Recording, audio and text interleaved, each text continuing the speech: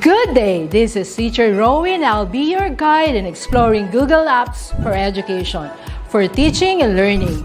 In Google for Education, teachers can connect and collaborate easily while staying on task. It gives teachers the freedom to spend more time personalizing the learning experience and less time managing it. Students can learn essential skills such as 21st century problem solving, which they can use it in their future careers. As such, the accessibility features will also help and assist every learner to do their best work. Google offers different useful applications that we can use to connect education to technology. This will help our teachers as a 21st century educators to innovate and find ways on how to make teaching and learning more exciting, engaging, effective, and flexible to the demands of the society. Let's re-explore the education experience by discovering new angles to create, collaborate, and communicate as one. Para sa bata, para sa bayan, at para sa guro. Ang pagkatuto, huwag gawing komplikado. Sulong edukalidad.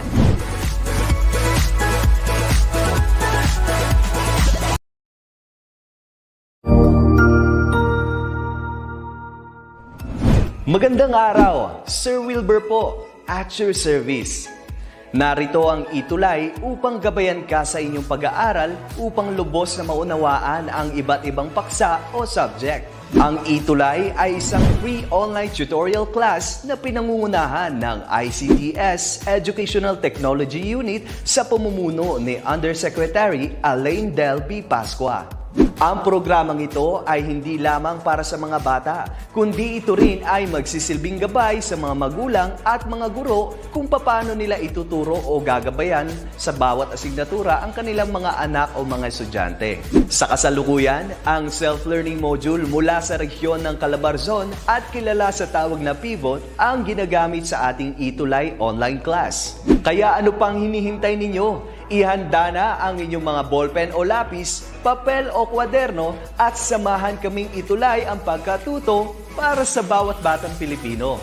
Sama-sama tayong magtutulungan para malampasan ang mga hamon sa panahong ito. Halina't matuto kasama ang inyong online tutor sa oras na ito.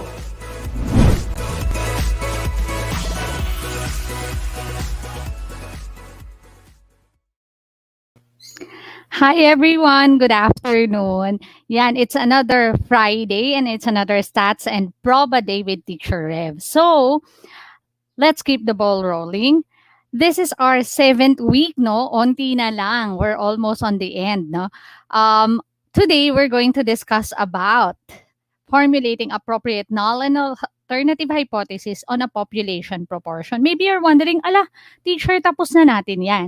Yes, we're done with the mean. Naalala nyo, mean ang diniscuss natin last time. Ngayon, itatry natin na paikliin yung discussion natin kasi ang focus naman natin ngayon is on population proportion. Diba? Sinasabi natin, 30% ng mga estudyante ay in favor of pure online learning. May mga ganong scenario tayo. So when we talk about this, we're talking about proportion. Proportion ng ng population. Because when we talk about it, no, and 99% of the students are confident that they are learning online. When you say this form, ayan, kapag ganyan yung sinabi natin, ibig sabihin, we are actually dealing with proportion. Yan. O diba, 99% are confident that they are learning online or they are learning through the different modalities in education nowadays. So that's a good thing. No? Yan yung isang bagay na kailangan nating matutunan. So today, we're going to focus first on some terminologies that we need to know. When we talk about claims about the population proportion, ito yung tinatawag nating hypothesis. Yan. Okay, medyo nagloloko lang yung pen tablet ni teacher. I-reconnect natin. Ayan. Ayan. Hindi pa rin siya connected. So, for a while. Yan. Yan yung tinatawag nating hypothesis. Okay. Then, from the hypothesis, sige, pakisulat na lang ha, para ma-note nyo. Yung tinatawag nating the blank hypothesis states that the proportion is equal to specific value or the hypothesized proportion of P sub 0 ang tawag natin. Ano nga yung P sub 0? Yun yung hypothesized proportion. Na kung saan doon natin sasabihin, okay, at this level of significance, eto, yan. Okay. Bakit kaya hindi pa rin siya gumagana, no? Wait lang ha, tingnan natin mabuti kung anong nangyari. Okay, while we're doing that, so ang null hypothesis pala, lagi siyang nag-specify ng equation. Okay, sige, while we're waiting, ayan, good afternoon sa ating mga kasama. Si Ma'am Ayuban, si Sir Salas, at saka si Ma'am Ricafort or Miss Ricafort. Yan, magandang hapon. Hindi ko maintindihan kung bakit hindi ito nag-work ngayon. Ayan. Okay. Sige. For a while ha, re-restart ko lang tong natin, activity natin. Ayan. So, when we talk about alternative hypothesis, this time, yan naman, alternative naman. The alternative hypothesis is the competing claim. Pag sinabi natin competing claim, ito yung claim na opposite nung null. Pero, pareho lang ba yung sa null hypothesis tsaka sa alternative hypothesis when it comes to identifying yung ating equality at inequality? Oo, pareho lang. So, when we talk about equality, then that involves the null hypothesis. Pag naman ang pinag-usapan natin yung inequality, then this actually involves the what?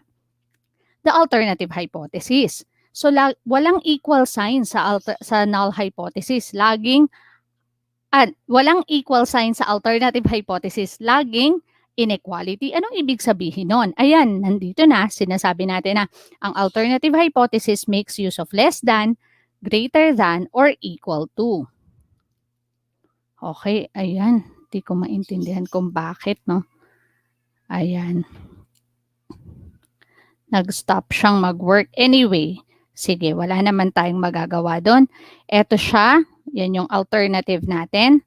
Ito yung ating, pag gumamit tayo ng smaller, less, at saka decrease, fewer, or lower, yan, gumagamit tayo ng less than. Yan, kapag gumamit tayo ng less than, ito ang magiging statement natin kapag proportion. Teacher, so yung mean, ang ginamit nating symbol doon ay mu, sa proportion, ang gagamitin natin ay ito. Okay, for a while ha, i-close ko lang to. And bakit, teacher? Kasi nga medyo kailangan nating i-reboot yung ating system regarding dun sa pen tablet. Okay, yan. O, para nakikita nyo na ito yung ginagamit ko. Maraming nagtatanong, no, ano tong system na ginagamit ni teacher. Ito yung Mimeo Studio. This is free. Ida-download nyo lang siya. Okay, lalo na sa ating mga guro, napakalaking tulong to, lalo na sa guro ng mathematics, no? Nakita nyo naman kung paano ko siya ginamit mula nung simula hanggang ngayon. Yan. Magandang tanghali po, Pres Castanares. Yan. Sa ating discussion ngayong hapon. Okay, so ito siya. Yan. Okay. So, we're done already with that. Ito yung pinakita ko kanina. Pag small, less, or decrease, or fewer, or lower, ang ginagamit natin ay itong inequality symbol na to. At ito ang magiging alternative statement natin.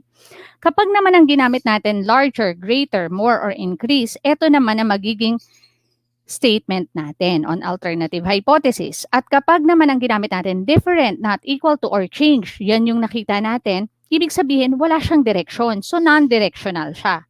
So, ang gagamitin natin ay not equal to.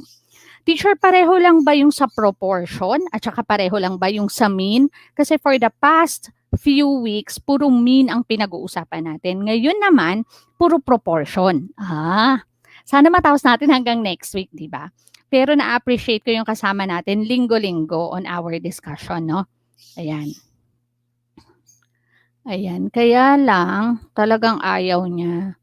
Okay, kanina pa to. Okay, itatry ko na lang magsulat using this. Pero buti na lang na ano natin to, masusolusyonan. Okay, when we talk about one-tailed,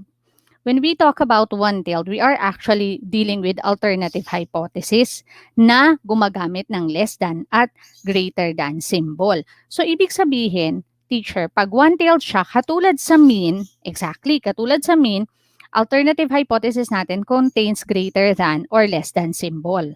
Okay. So, ibig sabihin, when we talk about this, ang discussion natin will focus on a one-tailed. Pero take note, sa alternative hypothesis tayo titingin. Okay. Kung sa alternative hypothesis tayo titingin, ayan.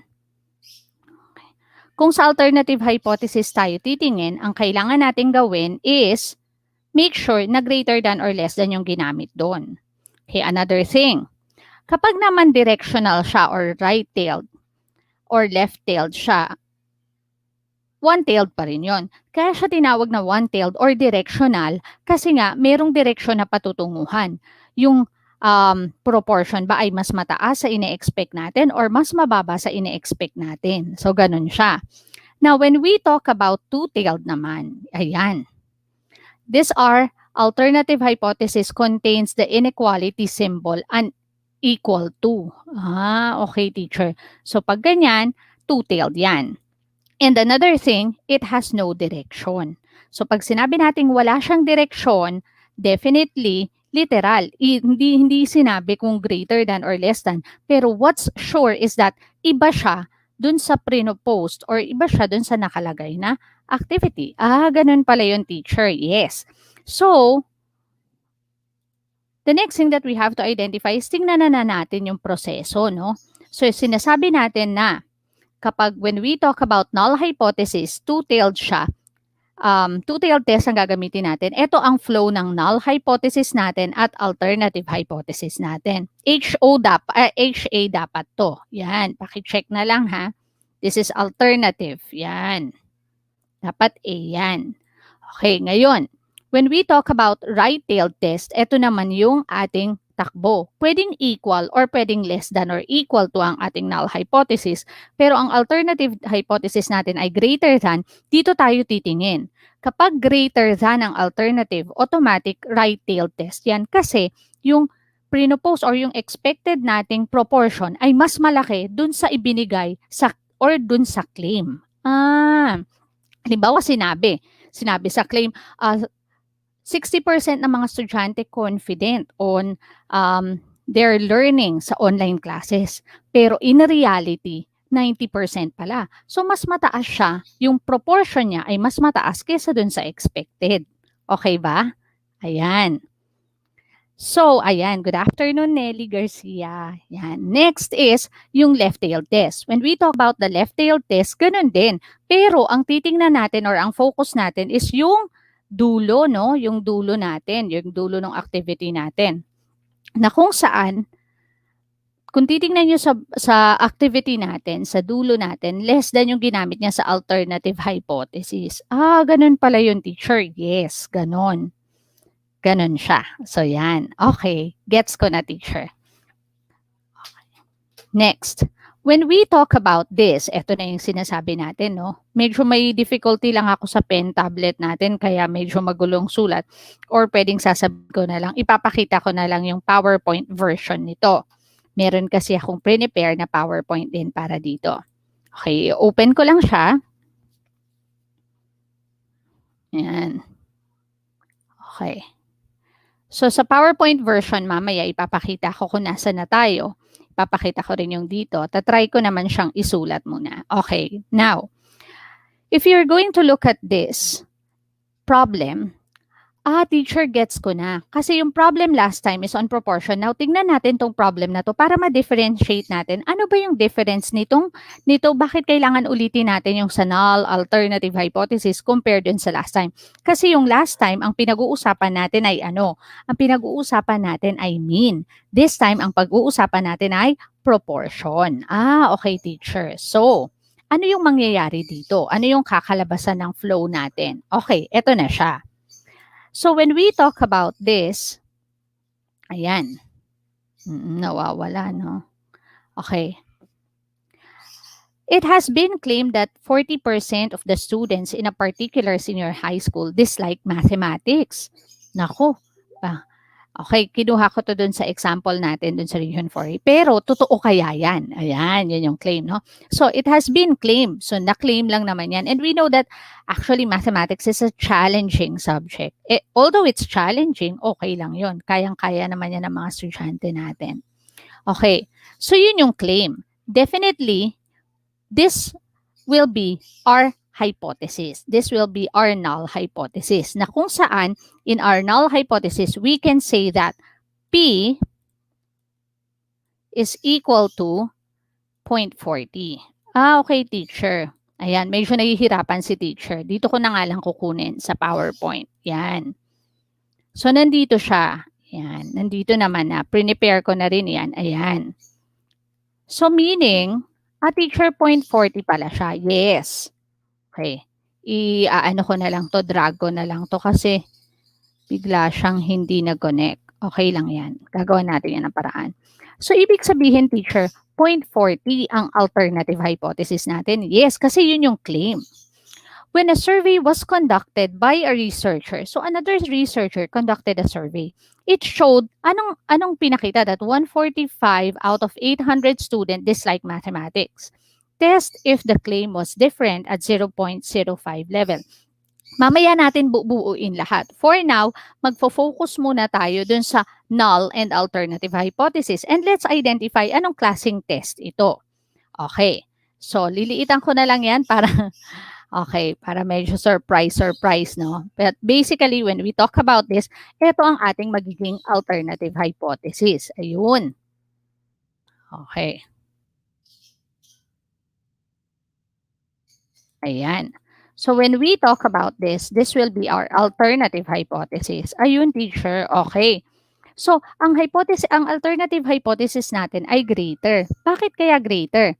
It showed that 145 test if the claim is different. Ay, okay. Iba pala to. Example 3 na pala yan, teacher. Nasa example 1 pa lang tayo. Okay. Okay lang yan. So, teacher, parang mali yan kasi ang keyword natin ay different.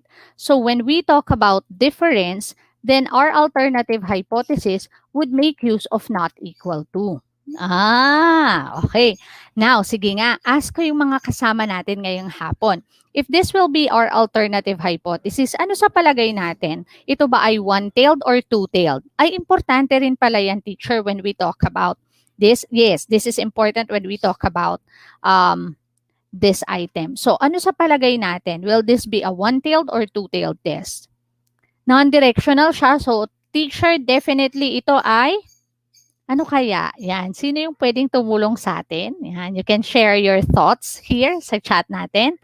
Kung ang sagot nyo ay, teacher, ito ay two-tailed test, then your answer is correct. Yan. Actually, kahit hindi natin i-formulate tong null at alternative hypothesis, kayang-kaya nating sabihin na two-tailed siya. Ano ang keyword? Test if the claim was different. From the word different, it's non-directional. Okay, hindi natin sinasabi kung greater or less ba siya. So, basta ang alam lang natin, iba ang claim. Hindi 40% yung totoong percentage. Yun yung sinasabi nitong claim na to. So, if that's the case, this is a two-tailed test. Katulad nung sa nauna, hihimay-himayin ulit natin to. Okay, sige. O yan, clear na yan, teacher. Let's go to our second example. A certain senior high school plans to open. Yan. Plans to open STEM or Science and Technology, Engineering, and Mathematics as an academic track. Only if, okay, mag-open daw siya ng STEM, if 60% of the students in their junior high school will enroll on the following academic year. A survey conducted among a random sample of students revealed that 450 out of 1,000 students will enroll. Is the expected enrollment significantly lower than the desired enrollment? Okay. So, sinasabi dito na definitely yung 60%, yun yung basis. So, ano kaya ang ating alternative hypothesis, ang ating null hypothesis? Ang null hypothesis natin ay, yan. Anyone who can help? A teacher, ang percentage ay equal saan? Equal po siya sa 0.60. Okay. Equal nga ba sa 0.60? Correct. That's our null hypothesis. Bakit? Kasi yun yung magiging basis natin para mag-open tayo ng STEM track. Ngayon, a survey conducted among, is the expected enrollment significantly lower? Ayan.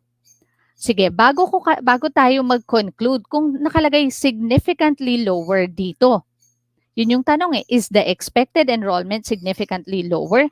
Kung significantly lower siya, ano kaya ang ating type ng test? O, doon ako nauna no, sa type ng test kasi may keyword tayo, significantly lower.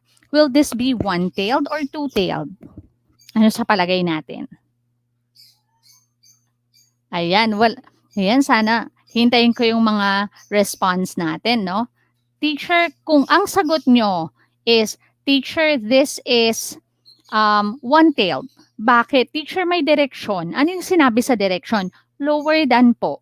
So, kung ang direction ay lower than, definitely, we're going to have a one-tailed test. At kung one-tailed test yan, ito ay left-tailed. Yan. At kung left-tailed ito, ano kaya ang ating alternative hypothesis?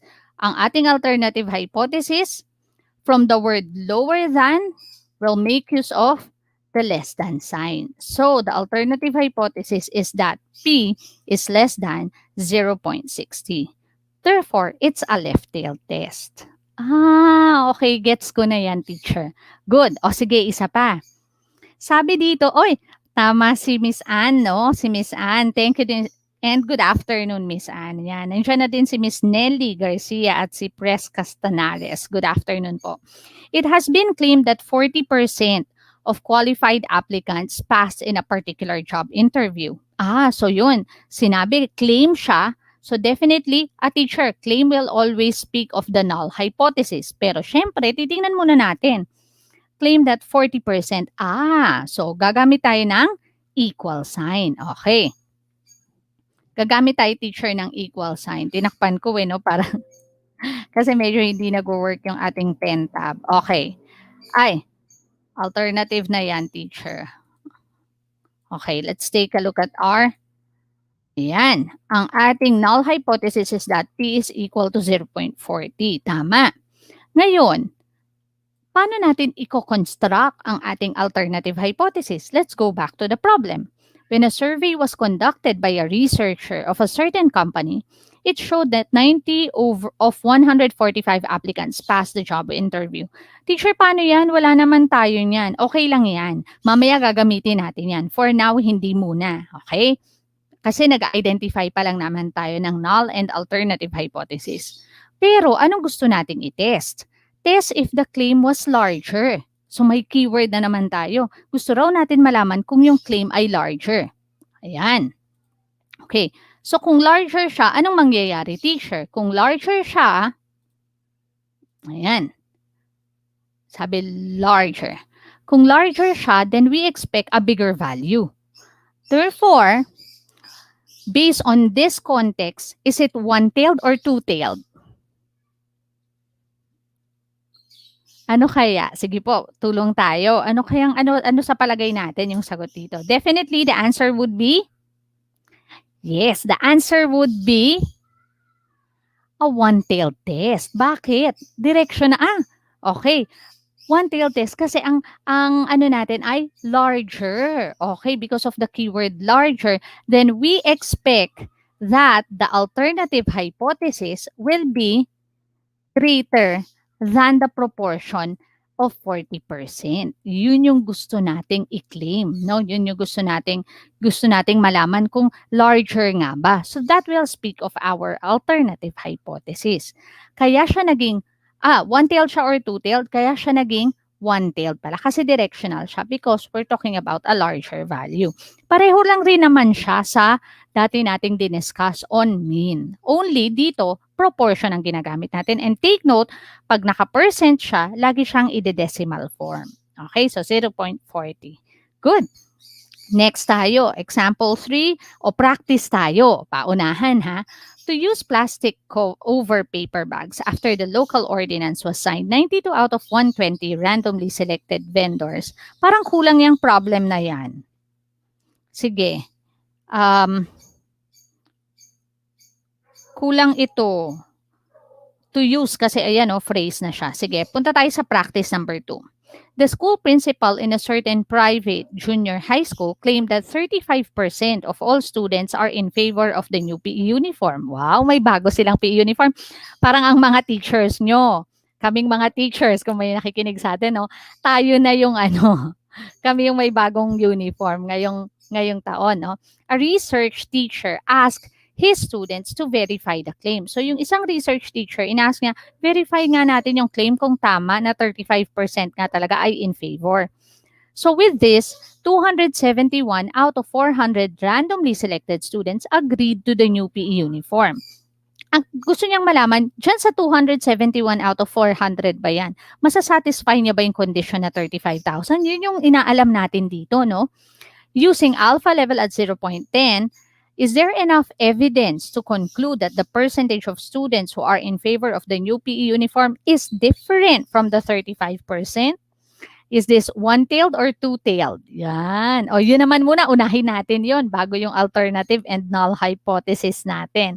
Ano kaya to? One-tailed or two-tailed? And the answer is?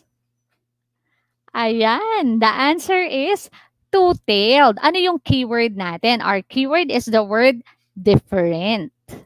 Yan. Pero, start tayo dun sa ano naman ngayon ang magiging null at alternative hypothesis natin? Siyempre, we're going to start with a claim. O ano ba yung claim? Ang claim natin is that, sabi dito, 35%. Yan, okay. Now, if 35%, yan, sana nakukuha natin, no? Kung 35% siya, that means the alternative hypothesis would be, the null hypothesis would be, ayan, the null hypothesis would be P, yan pala yung kanina. Okay. Bakit 65, teacher? Ito mahirap pag wala yung pen tablet natin, no? Okay, yan. This would be, yan. The null hypothesis is P is equal to 0.35. Wow, galing ah. Now, ano ang ating alternative hypothesis? Yan. Since the word is different and it talks about two-tailed test, therefore, anong gagawin natin, teacher? Therefore, our alternative hypothesis would make use of what? Of an equal sign. Kasi nga, different lang, wala siyang direction. So, this will be our alternative hypothesis where P is not equal to 0.35. Pero hindi niya, paano natin malalaman kung mas mataas ba or mas mababa? Hindi naman natin yun gustong alamin. Gusto lang nating alamin based sa problem, iba ba or different ba from the given?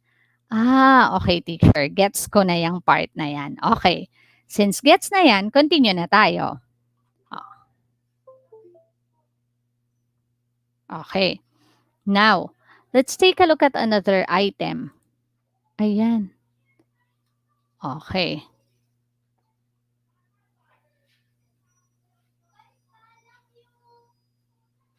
Ayan. Let's take a look at that item.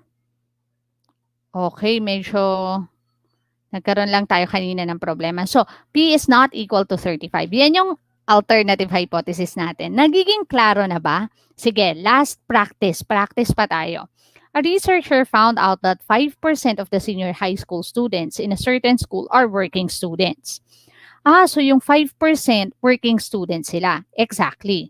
If 5% are working student, sabi dito, a researcher randomly selected 35 out of 300 students who are working. Tanong, is there a percentage increase in the number of senior high school students who are working? So, okay teacher, isa-isa lang. What I know is that meron akong 5%. Yan, 5% ng senior high school students ko are working students. That's the first thing. Pero gusto kong malaman, ano yung gusto nating malaman? Gusto nating malaman, is there a percentage increase?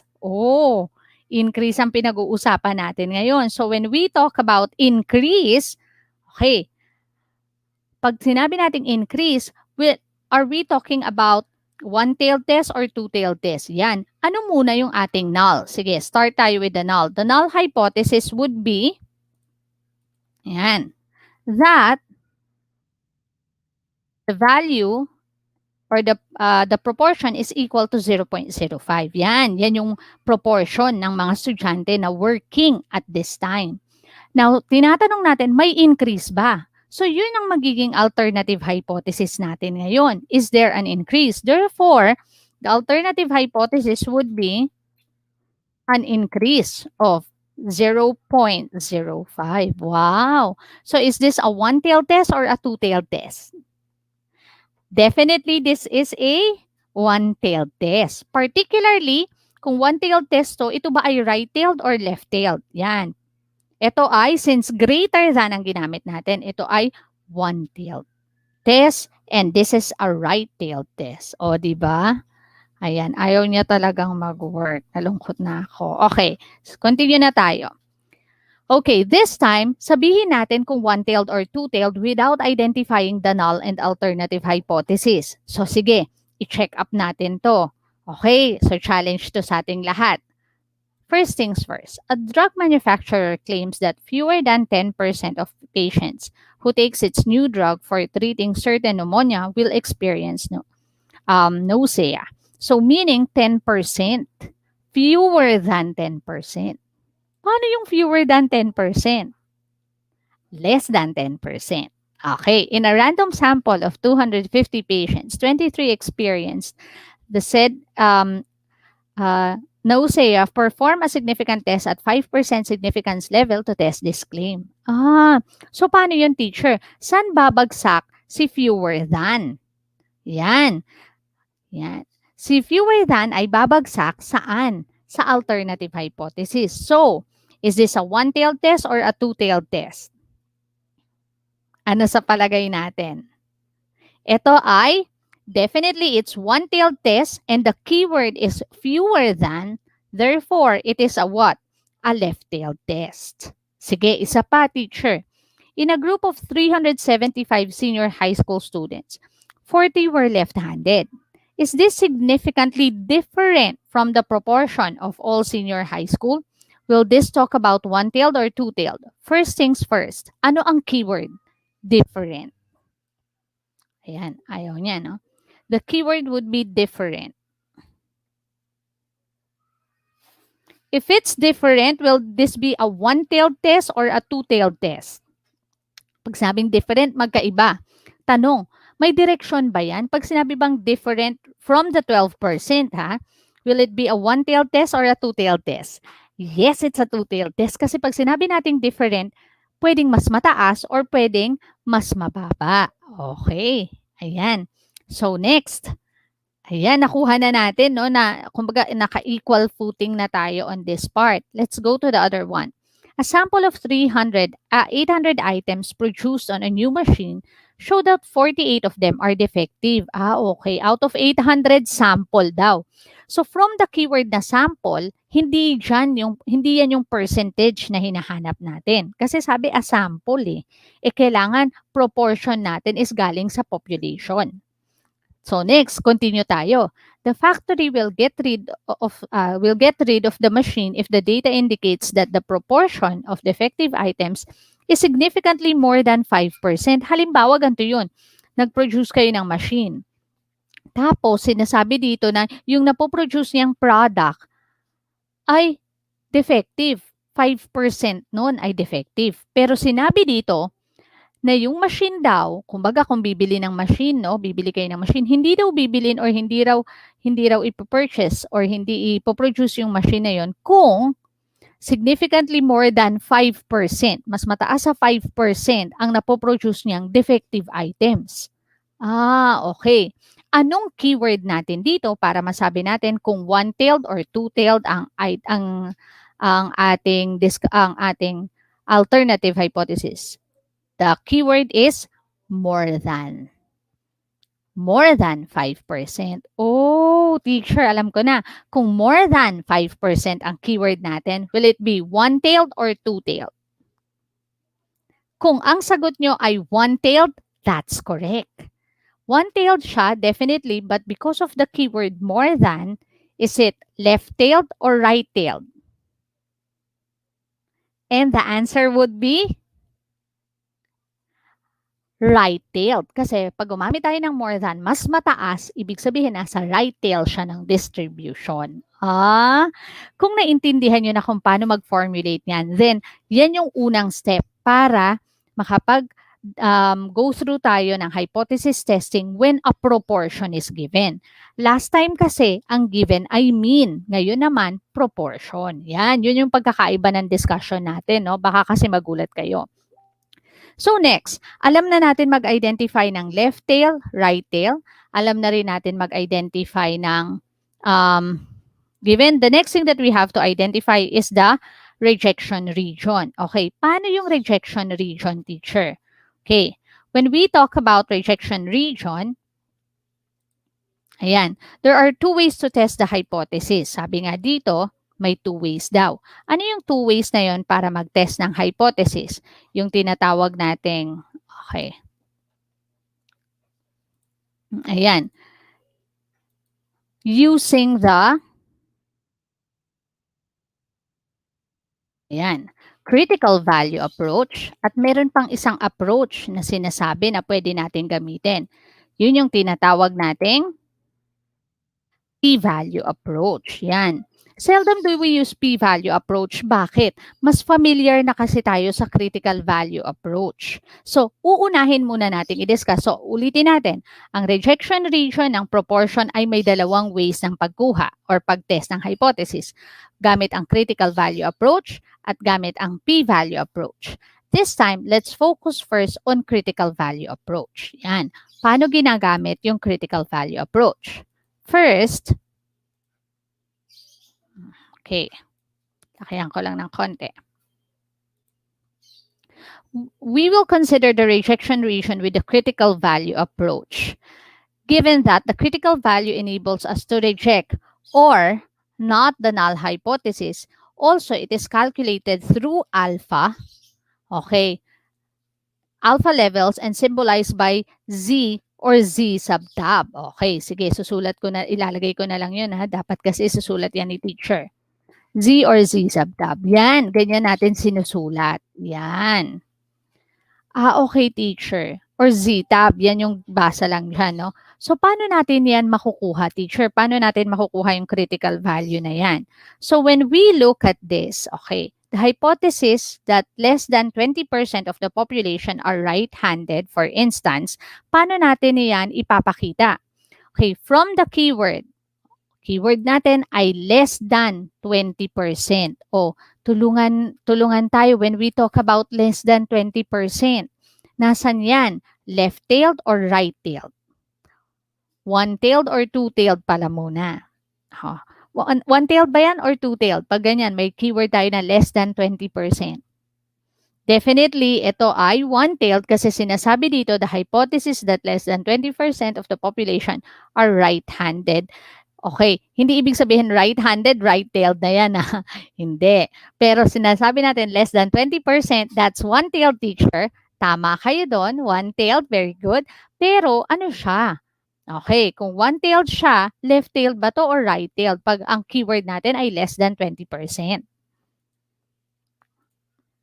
Okay, so, teacher, left-tailed siya. Correct. Left-tailed ito na kung saan, okay, ang alternative hypothesis natin will be, galing ang active naman ni Miss Anne. Yan, thank you so much for participating, no? Yan. The given would be, yan, less than 0.2 or less than 20%. So, didelete ko na to kasi nga, para mag-function tayo. If we're going to look at it, eto siya. The rejection region would be the alpha. Ano yung ibig sabihin ng teacher? Ito yung proportion nyo. Di ba remember, proportion is the shaded area. Yan yon. Rejection region natin ay alpha. Non-rejection region would be this. At etong line na to, yan yung tinatawag nating Z sub tab. Okay. Bakit ganon, teacher? Or Z? Yan yung tinatawag nating Z. Remember, this is proportion. Hindi natin pwedeng gamitin yung ginamit nating formula ng Z doon sa mean dito. Bakit? Wala namang mean na binigay dito. Ang binigay dito ay proportion. Okay. Gets ko na, teacher. Yan, gets na natin, no? Okay. Yan, maraming salamat, no? Ang active ni nakakatuwa at yung iba din, no? Maraming salamat sa pag-participate natin. Okay. And then, the next thing that we have to identify is, okay, alam na natin yan. So, alam na natin na ito si Z sub tab or ito si Z. Yan. Yan yung critical value based dun sa given proportion. So, paano ba natin kinahanap si rejection region? We can actually find the rejection region by what? Okay. By the Z value. The Z separates the score into two regions. So, ibig sabihin, etong Z value natin, yan, katulad nung critical value din sa mean, ito ay nagsiseparate ng curve into two regions. The shaded part is the critical region or rejection region, while the non-shaded part is the acceptance region or the non-rejection region. So, ibig sabihin, yung shaded part natin, ito yung tinatawag nating rejection region. Pareho lang pala, teacher. Yes, pareho lang. Pero pag i-identify kung paano siya, yun medyo magkaiba doon, no? And tinatawag nating critical non-rejection region or acceptance region naman yung tinatawag nating unshaded part. Yan. Or yung non-shaded part ng distribution natin. Nasaan yun? Ito yun. Itong shaded part, rejection region. Again, yung non-shaded part is the non-rejection region or the acceptance region. Pero yung decision natin, ganun pa rin. Fail to reject and then reject. Kaya nga lang, ang given dito ay proportion. Yan. Okay, gets ko na, teacher. So, ano yung characteristic ng critical value or Z? It separates the rejection region from the acceptance region. Tama. It is derived from the level of significance and expressed as a standard Z value. Correct. And it symbolizes by Z subtab. Okay, alam na natin yan, teacher. Next. Ito ulit. Nagbalik siya, teacher. Yes, yan ulit yung table na gagamitin natin, no? Yan pa rin pala, teacher. Yes. So, hindi kayo maliligaw sa discussion natin on rejection region. Pero i-recall lang natin, ano nga yung level of significance? When we talk about level of significance, ito yung degree of significance in which we reject or do not reject the null hypothesis. The basis of the critical or rejection region dictates the alternative hypothesis. Dun pala yun, teacher. Yes, yung basis ng rejection region natin or yung critical region, yun yung nagdidictate ng ating alternative hypothesis. Yan. Di ba kung napapansin nyo dun sa mga example kanina, sabi, the given is less than, in 10% level of significance, verify that. Pag ganun, ibig sabihin, yun yung ating rejection region or critical region. Okay. Ganun lang pala yun, teacher. Oo, ganun lang siya. Madali lang siya actually. Okay. Next. The following are common values of statistical significance. Katulad din sa mean, 0.01, sinasabi highly significant. Yan. 0.05, statistically significant. At 0.10, significant. Wow! Okay. Next. Yan. Let's take a look at this. Ano kayang magiging sagot natin dito, teacher? So, I'll go to page 26. Ayan. Sabi dito, a sample of 100 students is randomly selected from Pinagpala High School and 18 of them said they are left-handed. So 18 out of 100 ay left-handed. So, yung sample na 100, so yung proportion hindi manggagaling sa 18 out of 100. But rather, I need to continue reading. Sabi dito, test the hypothesis that less than 20% of the students are left-handed by using alpha equal to 0.05 as the level of significance. Identify the level of significance. Naku, napakadali nito. Chicken ito sa inyo. Ano kaya ang level of significance natin dito? Ayan. Teacher, nakabisado ko na yan last time. Ang level of significance natin ay yung alpha 0.05. Correct. Yan yung level of significance. Pero hindi yan yung proportion na baka magkamali kayo. Yan lang yung level of significance natin.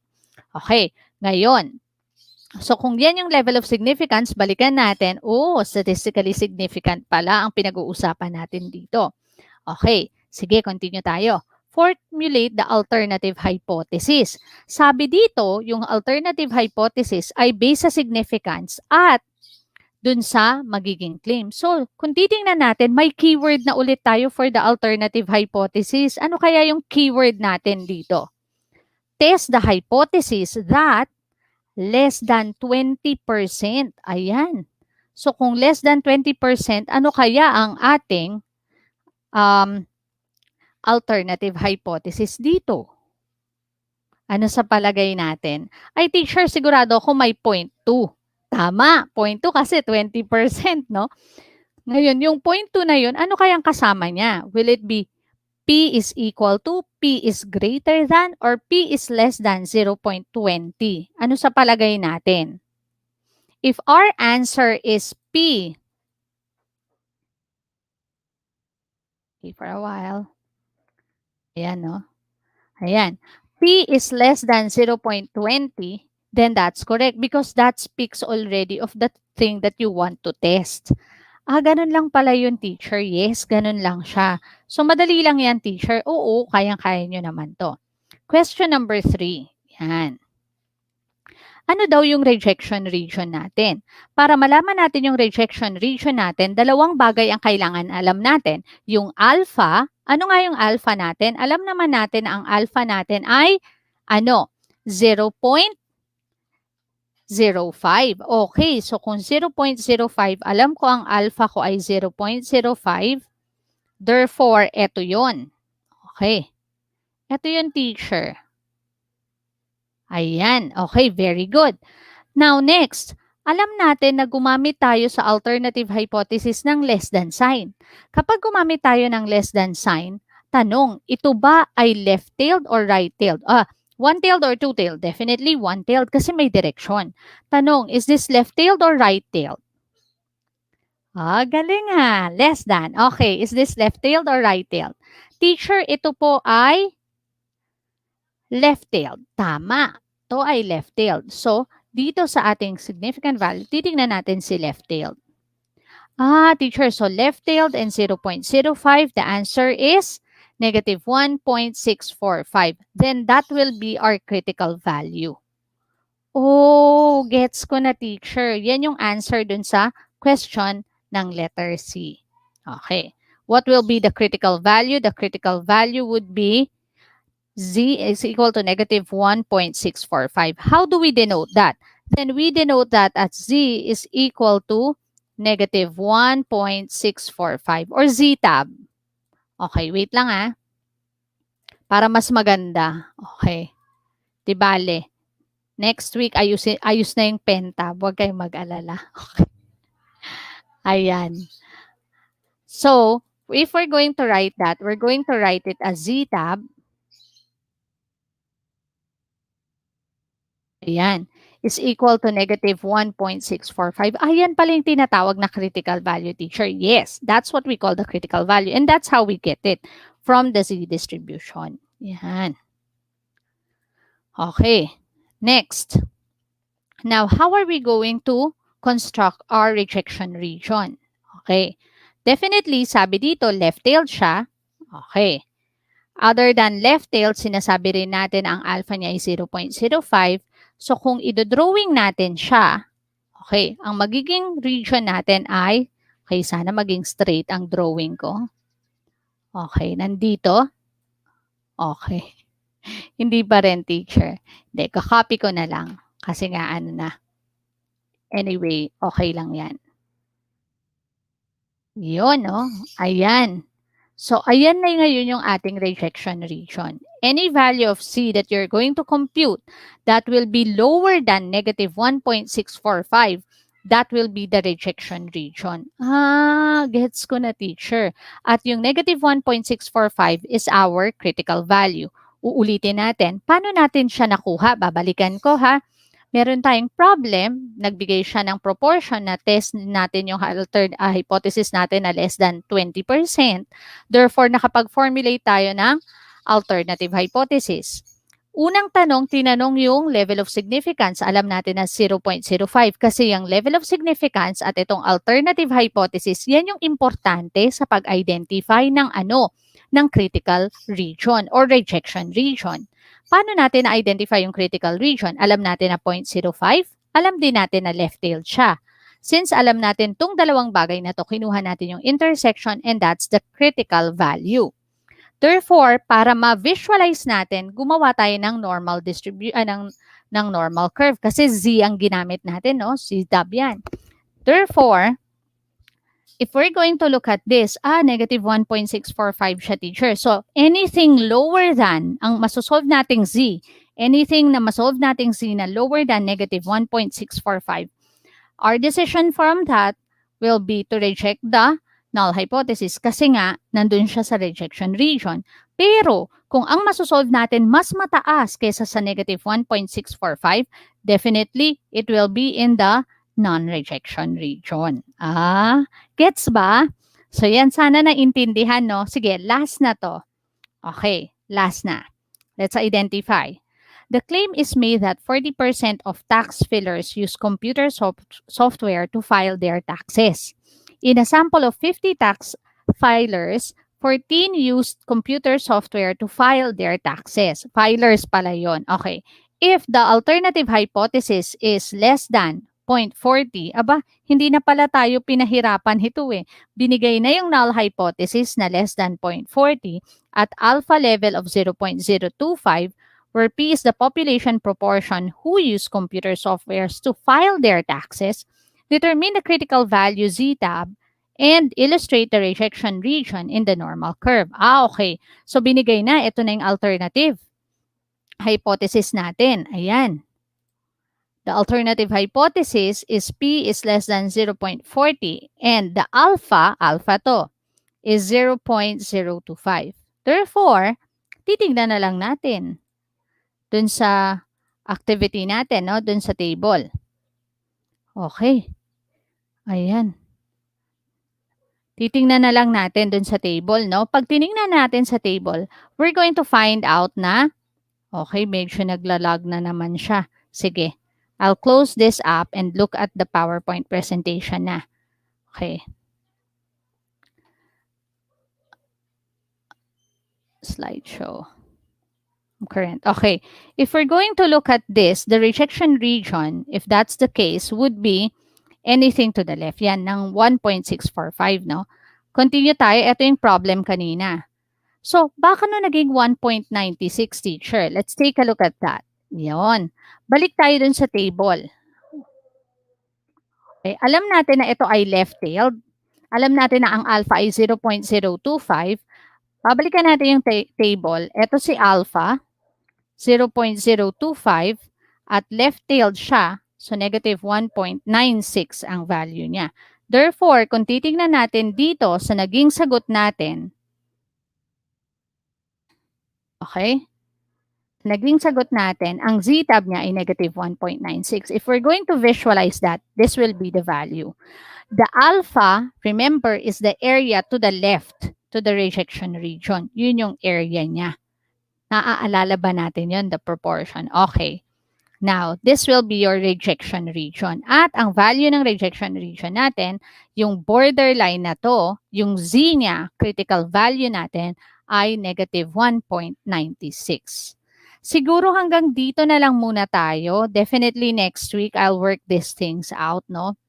Pero hindi ko na siya isa-save. So, if we're going to look at this scenario, ayan.